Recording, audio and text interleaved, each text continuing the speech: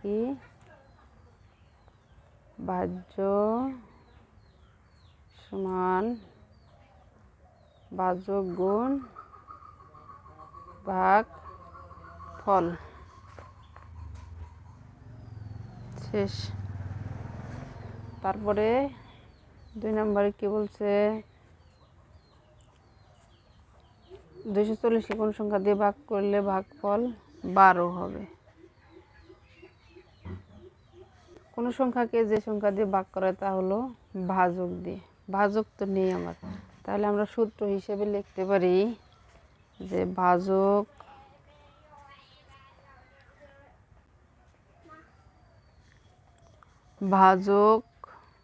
সমান ভাজ্য ভাগ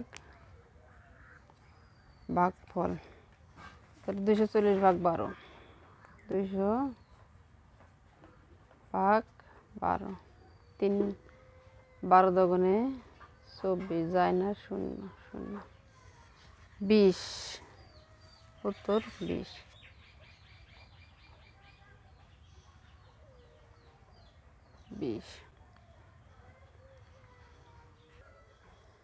আমাদের 3 নম্বরে কি বলা হয়েছে এখানে,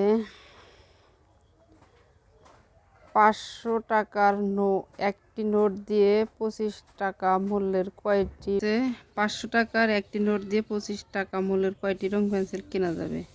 অর্থাৎ একটির দাম যেটা চাবে সেটা আমরা ডাইন পাশে লিখবো। ঐকিক নিয়মের মতো করব যে 25 টাকায়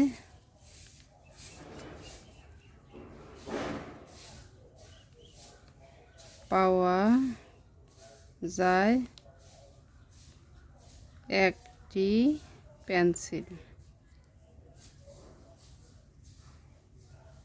তাহলে 1 টাকায় পাওয়া যায় কম, 1/25।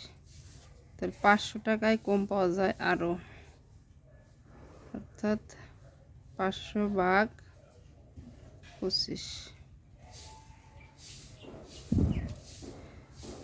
25 দগুণে 50, 100 কেটে নেওয়া যায় না, 0। কয়টি? উত্তর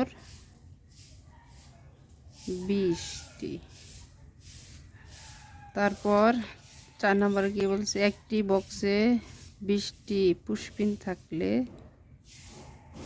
400টি পুশপিনের জন্য কতটি বক্স লাগবে। এখানে কিন্তু বক্সের কথা বলছে, পুশপিনের কথা বলে নাই। তাহলে আমরা বলতে পারি যে ওই একইভাবে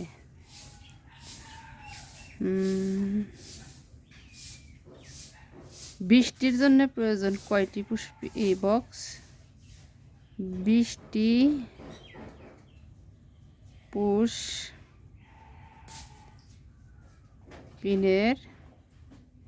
জন্য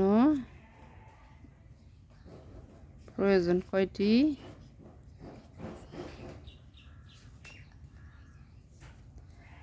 একটি। তাহলে একটির জন্য প্রয়োজন আরো কম, 20টি। এখানে কতটি? 400টির জন্য প্রয়োজন 20/400।